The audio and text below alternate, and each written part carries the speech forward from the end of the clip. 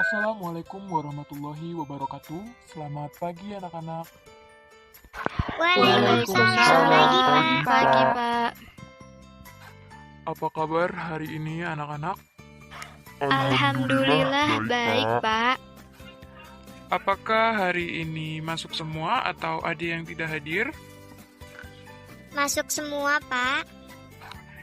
Baiklah, jika hadir semua, mari kita awali pembelajaran pada pagi hari ini dengan membaca doa. Berdoa dimulai. Berdoa selesai. Baiklah anak-anak, pada minggu kemarin kita sudah membahas mengenai konsep atau teori asam basa ya.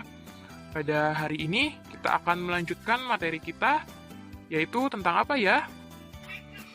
Tentang sifat larutan asam dan basa, Pak.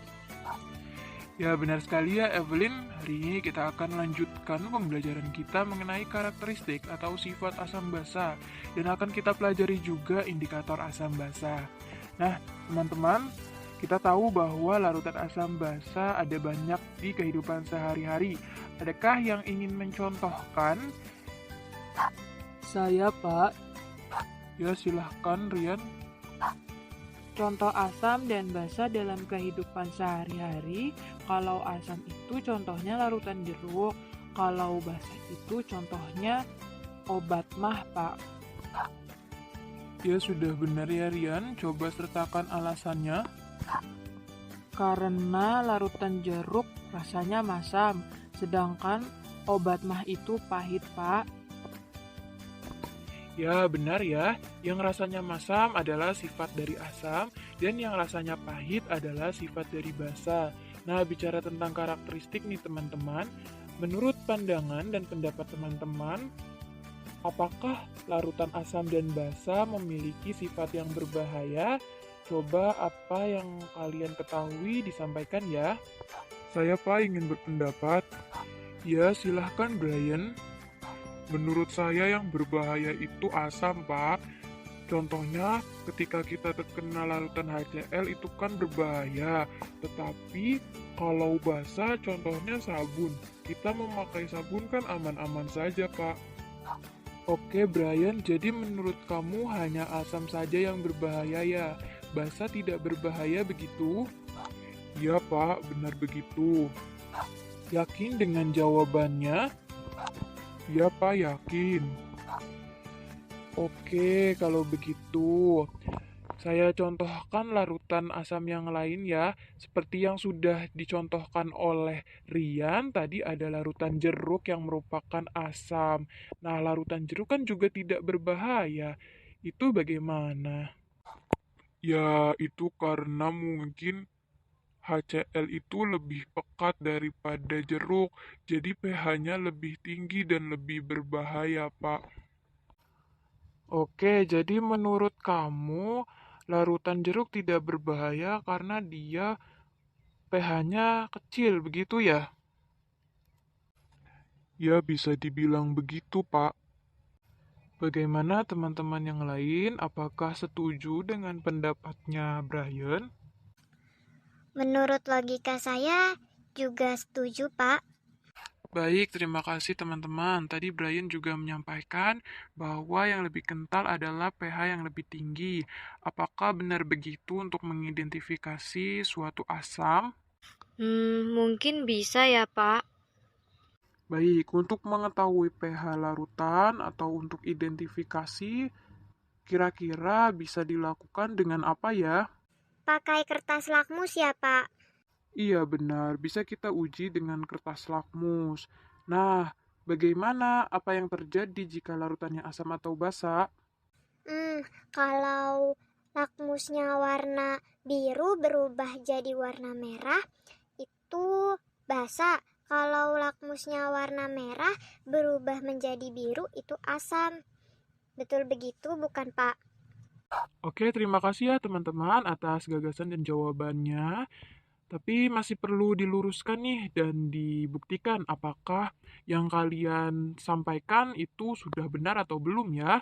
Misalnya untuk sifat berbahaya hanya dimiliki oleh asam saja, basa tidak berbahaya. Kemudian untuk identifikasi dengan kertas lakmus, apakah seperti itu? Apakah memang benar yang berubah menjadi merah ke biru itu disebut dengan asam? Nah, untuk membuktikan itu akan Bapak bagikan lembar kerja, dikerjakan secara berkelompok ya. Satu kelompoknya itu teman sebangku kalian. Kemudian akan Bapak jelaskan nih mengenai lembar kerjanya. Ada 2 lembar kerja. Yang pertama adalah kalian menganalisis sifat larutan berdasarkan konsep asam basa. Jadi telah disediakan pertanyaan-pertanyaan yang bisa kalian jawab. Boleh mencari referensi dari internet, dari buku, dan sebagainya. Nah, pada lembar kerja yang kedua, ini ada penentuan sifat larutan asam dan basa dengan kertas lakmus dan juga indikator universal yang bertujuan untuk membedakan sifat larutan asam basa dengan melakukan percobaan identifikasi. Nah, karena ada keterbatasan waktu, maka percobaannya dilakukan melalui pengamatan YouTube ya, video YouTube. Kemudian nanti kalian diskusikan dan kalian jelaskan. Oke, dari penjelasan ini apakah ada yang ingin ditanyakan atau sudah cukup jelas teman-teman semua? Jelas, Pak.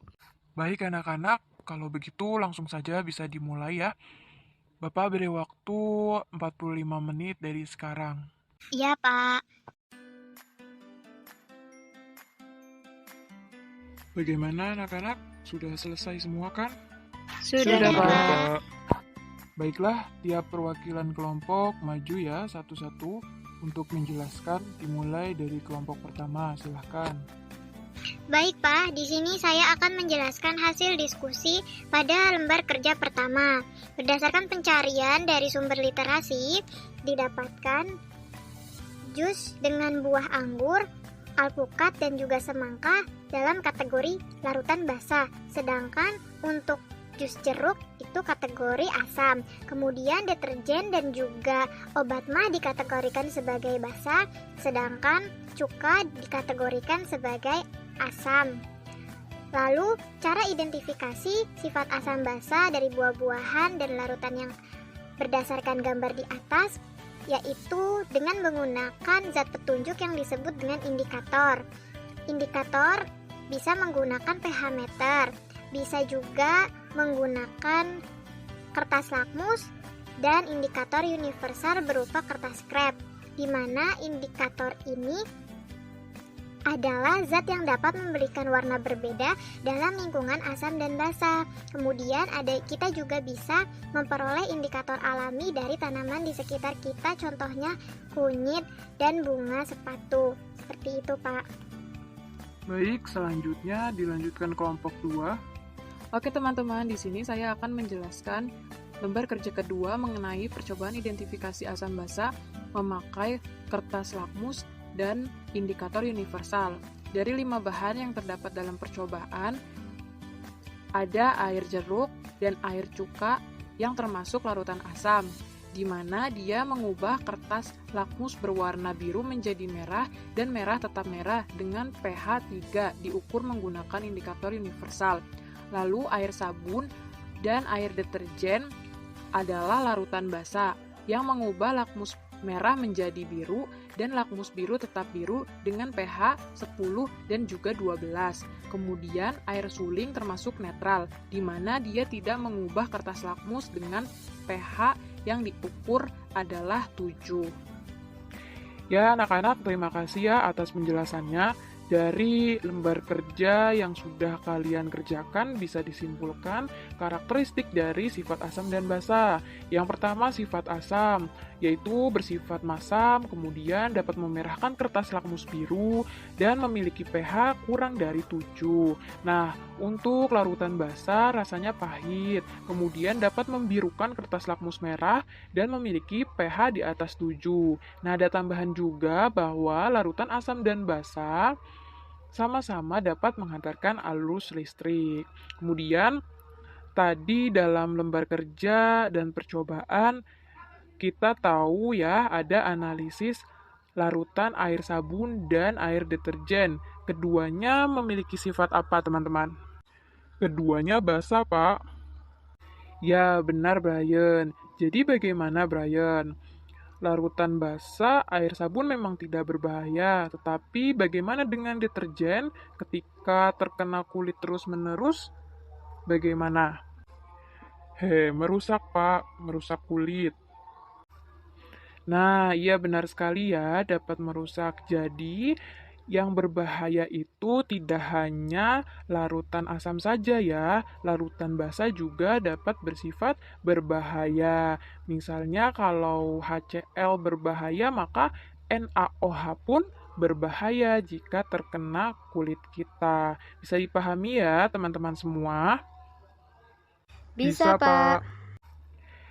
Oke, kemudian tadi Tari berpendapat ya mengenai perubahan pada kertas lakmus. Nah, jadi berdasarkan percobaan bagaimana, Tari? Pendapat saya belum tepat, Pak. Ternyata masih kebalik. Dari hasil percobaan dan sumber literasi, kertas lakmus yang berwarna biru menjadi merah merupakan larutan basa, dan larutan asam dapat memerahkan kertas lakmus biru. Jadi dari sini teman-teman sudah bisa memahami ya sifat dan juga identifikasi larutan asam basa. Iya, Pak. Iya, Pak, sudah. Baiklah teman-teman, pada pembelajaran hari ini cukup sampai sini dulu ya. Minggu depan kita lanjutkan dengan pembelajaran kekuatan asam dan basa dan cara perhitungan pH. Oke, kurang lebihnya mohon maaf. Wassalamualaikum warahmatullahi wabarakatuh. Waalaikumsalam warahmatullahi wabarakatuh. Terima kasih, Pak.